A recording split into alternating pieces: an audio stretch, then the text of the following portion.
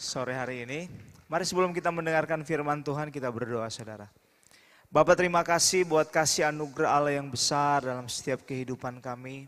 Tuhan terus membawa kami untuk kami mengerti, mengenal, dan memahami apa yang menjadi kerinduan-kerinduan Tuhan di dalam setiap pribadi lepas pribadi. Biarlah kebenaran firman-Mu sore hari ini terus memerdekakan setiap pemikiran kami. Sehingga kami tahu apa yang akan menjadi isi hati Tuhan di dalam setiap hidup kami. Tuhan memberkati kami yang hadir sore hari ini. Tuhan melawat, menjamah kami. Di dalam nama Yesus kami berdoa sama-sama, kita yang percaya bersama berkata, amin. Kasih salam kiri kanannya ya, dan kasih tahu hari ini saya bersuka cita bisa melihat kamu ada di tempat ini. Ya, oke. Bro and sis, kita percaya kita terus mengalami penyertaan Tuhan, katakan amin. Mengalami berkat-berkat Tuhan yang melimpah lewat Roh-Nya yang kudus, dan kita terus mengalami persekutuan yang indah bersama Tuhan di dalam hari-hari kita.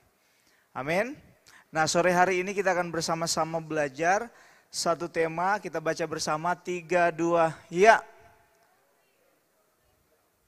Apa artinya? Artinya adalah jangan menjadi batu sandungan. Bilang kiri kanannya, jangan menjadi batu sandungan. Yesus dan murid-muridnya tiba di Kapernaum. Datanglah pemungut beah bait Allah kepada Petrus dan berkata, apakah gurumu tidak membayar beah 2 dirham itu? Jawabnya, memang membayar. Dan ketika Petrus masuk rumah, Yesus mendahuluinya dengan pertanyaan, apakah pendapatmu Simon? Dari siapakah raja-raja dunia ini memungut bea dan pajak? Dari rakyatnya atau dari orang asing? Jawab Petrus, dari orang asing. Maka kata Yesus kepadanya, jadi bebaslah rakyatnya. Tetapi supaya jangan kita menjadi batu sandungan bagi mereka, pergilah memancing ke danau. Dan ikan pertama yang kau pancing, tangkaplah dan bukalah mulutnya. Maka engkau akan menemukan mata uang 4 dirham di dalamnya. Ambillah itu dan bayarkanlah kepada mereka, bagiku dan bagimu juga. Amin. Yuk kita ke danau pancing ikan. Nah, saudaraku yang dikasihi oleh Tuhan, konteks kebenaran firman Tuhan ini, di mana Tuhan Yesus itu bersama murid-muridnya diminta pajak atau diminta beah, ya diminta supaya mereka membayar pajak. Nah, sebenarnya kita harus hidup seperti apa yang Tuhan katakan, di mana kita juga tidak boleh menjadi batu. Pinjam pena, pulpen sama teman. Penanya nggak balik-balik sudah 2 tahun.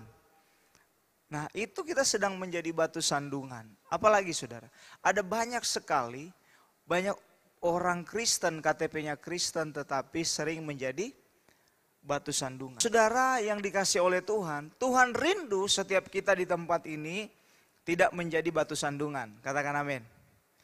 Sebagai seorang profesional, sebagai seorang karyawan, sebagai seorang businessman, sebagai seorang owner, apapun yang sedang kita kerjakan di luar sana, ayo kita bersama-sama untuk tidak menjadi batu sandungan terhadap orang-orang di sekeliling kita. Amin. Banyak nggak orang-orang Kristen yang suka menipu?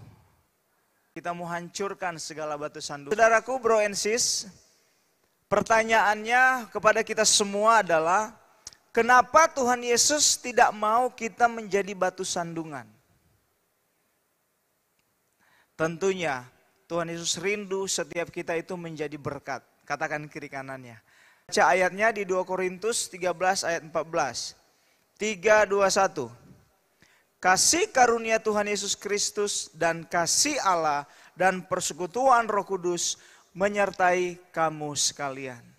Saudara, jangan takut, jangan khawatir akan segala kesusahan yang engkau hadapi. Tuhan Yesus selalu tahu apa yang menjadi kebutuhanmu, saudara. Apa yang selalu menjadi kerinduan-kerinduanmu. Banyak orang Kristen tidak menyadari bahwa mereka itu disertai Tuhan. Akhirnya mereka memakai cara-caranya sendiri. Keinginan-keinginan egonya sendiri. Supaya dapat untung yang lebih banyak, akhirnya apa? Menipu. Akhirnya apa? Berbohong. Akhirnya apa, saudara? Akhirnya apa? Hutang, tapi enggak dibayar-bayar. Akhirnya apa? Gaji 5 juta tetapi gaya hidup 15 juta. Coba tanya kiri kanannya. Kamu gaya hidupnya, kita tidak boleh menjadi batu sandungan. Percayalah saudara, Tuhan menyertai kita, katakan amin. Dan di sana dikatakan apa saudaraku? Tuhan menyertai kita dengan kasih Allah dan persekutuan Roh Kudus menyertai setiap hidup kita. Artinya begini, Tuhan selalu menuntun kita berbicara di dalam hidup kita. Ya, sambil mengucap syukur kepada Tuhan, mereka melakukan perjamuan kudus. Loh kenapa? Karena di sana ada penyertaan Tuhan. Makanya kita sebagai orang percaya tidak boleh individual, tidak boleh eksklusif, tetapi harus dimuliakan, tapi dipermalukan. Wah, KTP Kristen, ya jabatan jenderal, tapi anak buah ditembak. Jadi batu sandungan, saudara. Iya kan? Coba tanya kiri kanannya. Saya tidak mau menjadi, kamu mau jadi batu sandungan atau enggak? Iya kan, untuk apa jabatan tinggi-tinggi tapi kita menjadi batu sandungan? Untuk apa kita punya uang yang banyak tetapi akhirnya jadi batu sandungan buat orang lain? Akhirnya nama Tuhan tidak dipermuliakan. Percayalah saudara, Tuhan Yesus selalu menyertai kita, katakan amin. Bilang kiri kanannya, Tuhan Yesus selalu menyertai kamu. Dan Tuhan Yesus tahu apa yang menjadi kebutuhanmu. Dia tahu apa yang menjadi keinginanmu. Dan Dia paling tahu apa yang menjadi kesusahanmu. Karena kalau Tuhan Yesus menyertai kita, di sana ada apa saudara? Di sana ada mujizat. Di sana ada kesembuhan, di sana ada pembaruan budi, di sana akan ada kasih Tuhan yang terus mengalir di dalam hidup kita. Karena Tuhan tidak akan membiarkan orang-orang percaya itu meminta-minta, katakan amin. Orang-orang percaya itu ditolak, Tuhan tidak akan membiarkan, karena Tuhan pasti membela, katakan kiri kanannya, Tuhan pasti membela kamu. Buktinya murid-muridnya dibela sama Tuhan. Di dalam mulut ikan ada uang. Wow, bisa bayangkan gak? Itu ikan apa ya? Bukan ikan fauzi ya. Itu ikan benaran sudah. Di dalam mulutnya ada uang loh. Jangan direnungkan karena hanya Tuhan yang bisa melakukan itu. Kok bisa ada uang di dalam mulut ikan? Artinya begini saudara, Tuhan mau kasih tahu. Tenang aja, ada mujizat yang Dia akan kerjakan ketika kita tidak menjadi batu sandungan terhadap orang lain. Amin. Nah yang kedua saudara, alasan yang kedua, Tuhan Yesus sudah memberi, apa itu situ? Sudah memberi kita kasih karunia dan kebenaran. Nah kita baca ayatnya di Yohanes 1 ayat 14, 3, 2, 1. Firman itu telah menjadi manusia dan diam di antara kita. Dan kita telah melihat kemuliaannya, yaitu kemuliaan yang diberikan kepadanya sebagai anak tunggal Bapa. Penuh kasih karunia dan kebenaran. Saudara yang dikasihi oleh Tuhan, di dalam dirimu, bagi setiap kita yang percaya Yesus sebagai Tuhan dan Juru Selamat, di dalam diri kita, Tuhan menyertai kita dengan kasih karunia dan kebenaran. Karena hanya di dalam Yesus ada kasih karunia dan kebenaran. Di luar Yesus tidak ada kasih karunia dan kebenaran. Wow, kasih tahu kiri kanannya. Ternyata kamu ada kasih karunia dan kebenaran. Kenapa kita ada kasih karunia dan kebenaran? Karena kita percaya Yesus. Apa ini kasih karunia dan kebenaran? Kasih karunia dan kebenaran itu adalah pemberian Tuhan yang diberikan kepada kita dan sifatnya itu kekal, saudara. Bilang kekal. Dan kasih karunia dan kebenaran ini tidak dapat diambil oleh keinginan-keinginan dunia ini. Amin. Tidak dapat diambil. Dunia ini tidak dapat mengambil kasih karunia dan kebenaran yang ada di dalam diri saudara. Presiden sekalipun tidak dapat mengambil itu. Tapi kalau status jabatan, mau bintang 2, bintang 3 masih bisa dicopot. Benar? Kasih karunia dan kebenaran tidak bisa diambil. Kenapa? Yang beri itu Tuhan. Tuhan Yesus yang engkau percayai. Di dalam dirimu ada kasih karunia dan kebenaran yang sifatnya kekal. Dan tidak dapat diambil oleh keinginan dunia ini. Saudara melakukan pelanggaran, kasih karunia Allah tetap menyertai engkau. Saudara berbohong, masih ada kasih karunia Allah. Tetapi kalau saudara berbohong di dalam perusahaan, status jabatan bisa diambil kan? Karena ada unsur penipuan, kebohongan. Tetapi kasih karunia yang Tuhan Yesus berikan tetap ada kepada engkau. Sampai kapan? Sampai selama-lamanya. Tujuan dari kasih karunia dan kebenaran diberikan kepada kita untuk menolong kita, untuk membawa kita mengenal Kristus di dalam proses kehidupan ini. Setiap kita percaya bahwa kehidupan kita ini berproses, ya, kadang turun, kadang naik, kadang kita lemah, kadang kita takut, kadang kita khawatir, ya. Tapi kasih karunia dan kebenaran menolong setiap kita. Menolong setiap kita untuk kita mengerti, memahami apa yang menjadi kerinduan-kerinduan Tuhan. Dan firman Tuhan berkata, kamu akan mengetahui kebenaran dan kebenaran itu akan memerdekakan kamu di dalam proses perjalanan hidup kita. Nah, jadi kasih karunia dan kebenaran diberikan kepada kita untuk menolong setiap kita. Supaya apa? Supaya saudara dan saya tidak menjadi batu sandungan. Katakan amin. Tepuk tangan buat Tuhan kita yang dahsyat. Saudaraku yang dikasih oleh Tuhan, kasih karunia dan kebenaran membawa kita, menuntun kita, supaya kita saudara mengalami kemenangan demi kemenangan saudara. Kemenangan yang Tuhan Yesus berikan kepada kita itu adalah kemenangan yang sejati, katakan sejati. Saudara tahu bangsa Israel waktu keluar dari tanah Mesir? Generasi yang pertama saudara, mereka saudara tidak mau dituntun sama Tuhan. Akhirnya mereka menjadi generasi yang tegar tengkuk, sombong, angkuh, memberontak kepada Tuhan lewat Musa. Musa, ngapain lu bawa kami ke padang gurun? Karena di padang gurun gak ada kedai kopi. Iya kan? Gak ada Alfamart, gak ada Indomart. Benar gak saudara? Di padang gurun gak ada sumber daya. Tetapi Tuhan mau tuntun mereka. Tuhan mau buktikan bahwa di padang gurun sekalipun engkau bisa makan. Di padang gurun sekalipun engkau bisa sehat hidupnya. Dan itu Tuhan buktikan 40 tahun. Mereka hidup di padang gurun. Baju mereka gak rusak, sepatu mereka gak rusak, sandal mereka belum ada sepatu waktu itu. Ya. Dan setiap hari Tuhan menyertai mereka dengan tuntunannya. Lewat tiang awan dan tiang api. Saudara, tapi generasi pertama mereka menjadi tegar tengkuk. Karena mereka tidak mau dituntun. Mereka menjadi orang-orang yang terus menjadi batu sandungan. Marah sama Musa. Membuat patung berhala.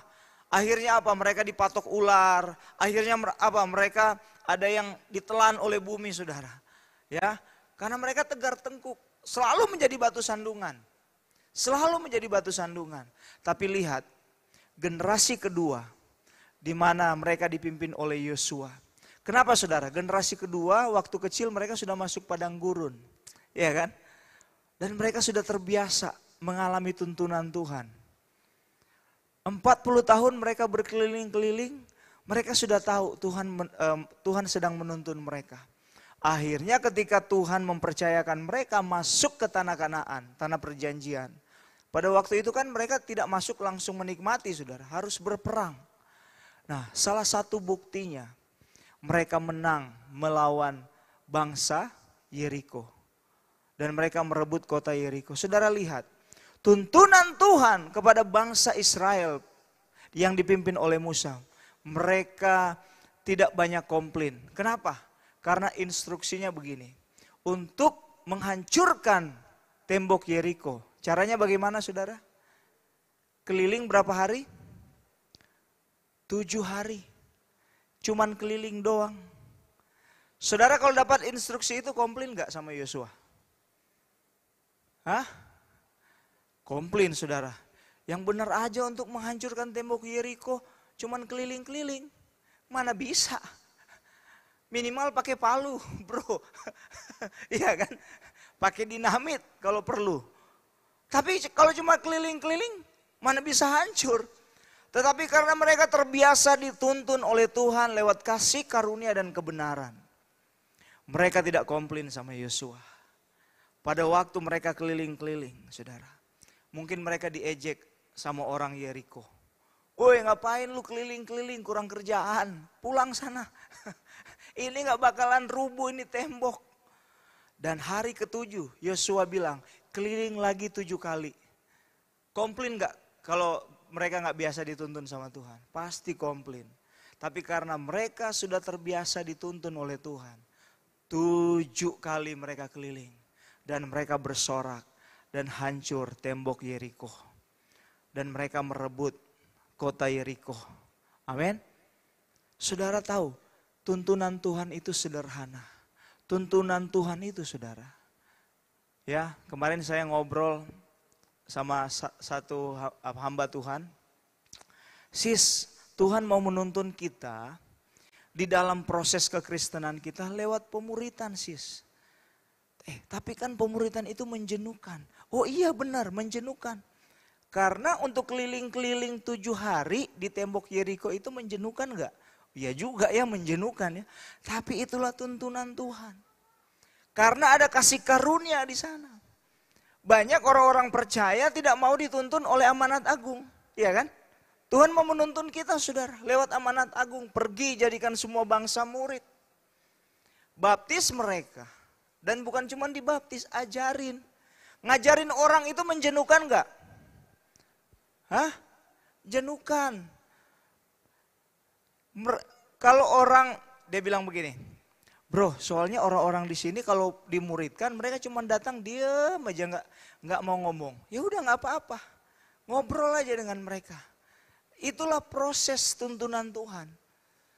Tapi ada juga sih bro, yang datang di sini sok pinter, tetapi bebal. Nah itulah pemuritan, aku bilang sama dia. Saya bilang sama dia, menjenuhkan tuntunan Tuhan di dalam amanat agung. Tetapi saudara, hasilnya itu maksimal. Katakan kiri kanannya, maksimal. Saudaraku yang dikasih oleh Tuhan, untuk itu saudara, di tempat ini, saudara bukan cuma ada berjemaat, tetapi di tempat ini saudara, kita juga ada pemuritan.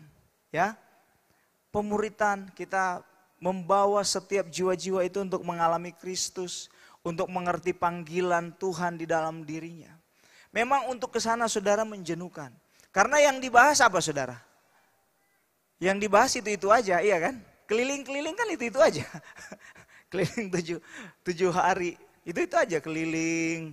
Ngapain gue keliling-keliling begini, gak jelas ya kan?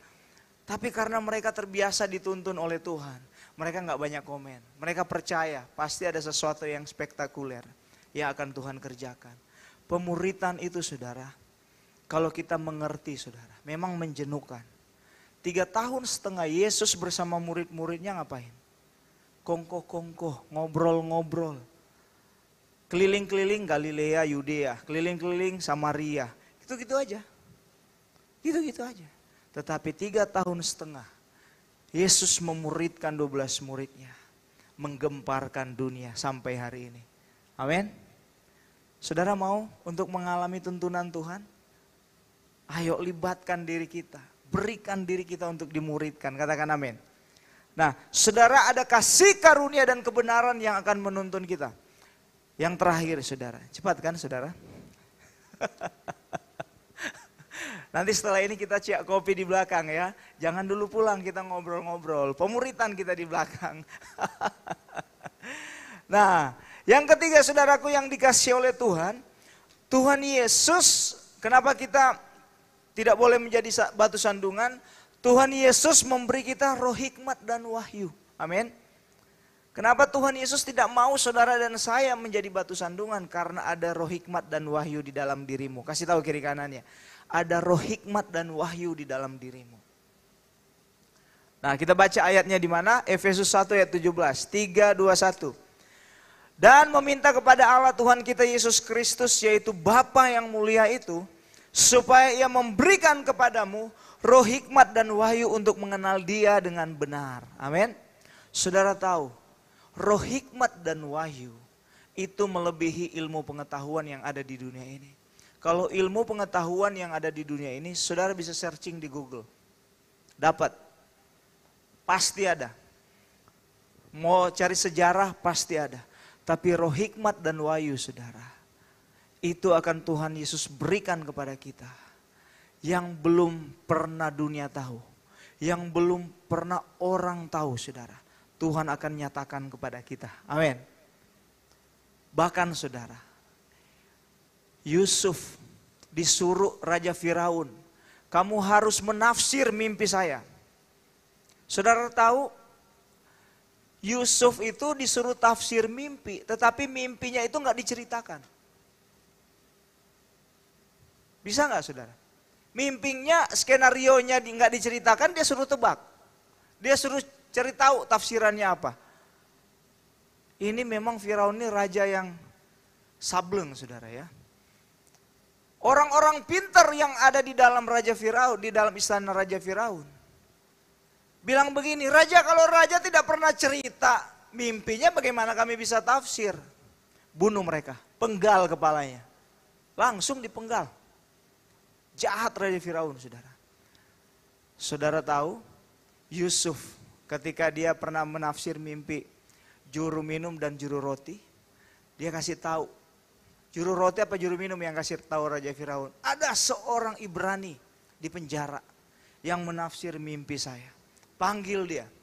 Tiba-tiba saudara, Raja Firaun bilang begini sama Yusuf, tafsirkan mimpi saya. Saudara, ada roh hikmat dan wahyu mengalir di dalam kehidupan Yusuf. Dan Yusuf cerita, engkau bermimpi ada 7 kerbau tambun dan ada 7 kerbau kurus. Dan dia menceritakan saudara, sedetil-detil mungkin. Dan seketika itu juga Raja Firaun mengangkat dia untuk menjadi orang nomor 2 di Mesir. Amin. Saudara yang dikasih oleh Tuhan, jangan takut saudara.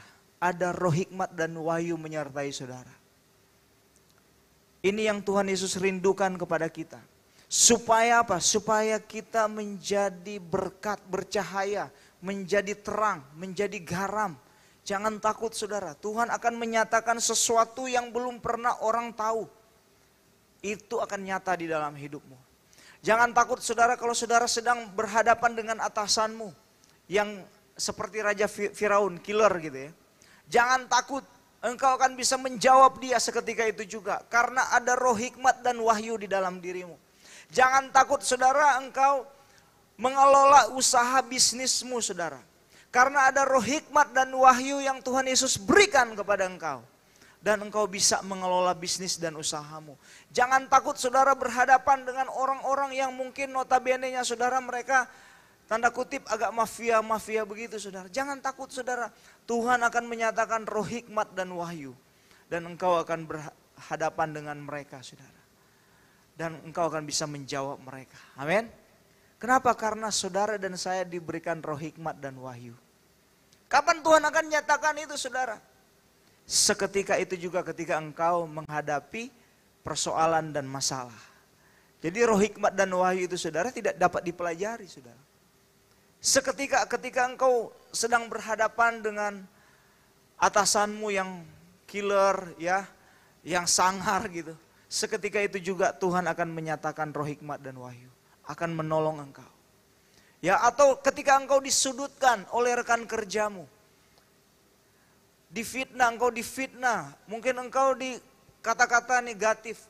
Seketika itu juga Tuhan akan memberikan roh hikmat dan wahyu kepada engkau. Dan kita bisa menyelesaikan masalah demi masalah, amin. Jangan takut, saudara. Jangan memakai pikiran-pikiran manusia. Karena sudah jalan buntu, saudara, ya sudah kita berbohong. Karena sudah nggak ada jalan, saudara, kita pakai cara-cara manusia. Cara-cara yang kotor. Akhirnya apa? Kita menjadi batu sandungan.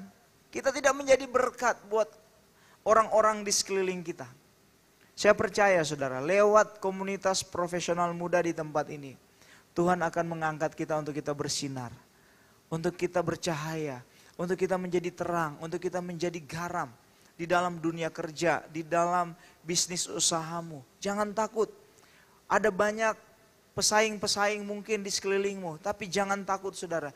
Ada roh hikmat dan wahyu yang menyertai engkau. Karena roh hikmat dan wahyu itu langsung Tuhan berikan kepada kita. Lewat siapa? Lewat Roh Kudus. Ya, bukan lewat Google, saudara. Kalau Google masih bisa diketahui oleh banyak orang, saudara. Amin. Kalau Roh Kudus itu kan privasi. Dia memberitahukan kepada kita. Untuk kita mengerti jalan-jalan Tuhan. Ketika kita disudutkan. Seketika itu juga saudara mendapat hikmat dari Tuhan. Seketika itu juga saudara mendapat pengertian. Oh, harus seperti ini. Tuhan mau saya seperti ini. Amin. Beri tepuk tangan buat Tuhan kita. Untuk itu, saudaraku yang dikasih oleh Tuhan, kita baca bersama-sama terakhir. 3, 2, 1. Hiduplah seperti Kristus hidup untuk memuliakan Allah. Jadi poin untuk kita tidak menjadi batu sandungan adalah kita hidup sama seperti Kristus hidup untuk memuliakan Allah. Saudaraku yang dikasih oleh Tuhan, Yesus datang ke dunia ini. Dia lahir di mana? Di kandang domba. Dia besar dari keluarga yang sederhana. Tetapi roh Allah ada di dalam dirinya. Dan dia adalah Allah itu sendiri. Saudara, dia hidup dengan kesederhanaan. Amin. Yesus hidup dengan sederhana, saudara. Ya, penampilannya biasa-biasa. Tetapi karena dialah, saudara, kita dapat mengenal Allah yang sesungguhnya. Nah, untuk itu, saudara, kita yang ada di komunitas profesional muda, saudara, kita harus hidup sederhana. Bilang kiri kanannya, hiduplah sederhana. Ya, kita tidak perlu membuktikan kepada orang. Ya, uang di bank ada jumlahnya triliun, miliaran, ratusan miliar. Nggak usah membuktikan, saudara. Tetapi cukup kita hidup sederhana, saudara. Dan kita menjadi berkat. Membawa orang-orang kepada Kristus. Amin. Amin, saudaraku. Membawa orang-orang mengenal Tuhan. Kita menjadi berkat dimanapun kita berada, saudara. Dengan kesederhanaan kita lah, kita bisa masuk di dalam kehidupan banyak orang, saudara. Ya, Yesus, saudara, dia datang ke dunia ini. Dia meninggalkan kemahakuasaannya, dia menjadi manusia. Dia hidup sederhana, dia bergaul dengan orang-orang berdosa. Dan orang-orang berdosa itu nyaman dengan dia. Dan bisa menerima perkataannya.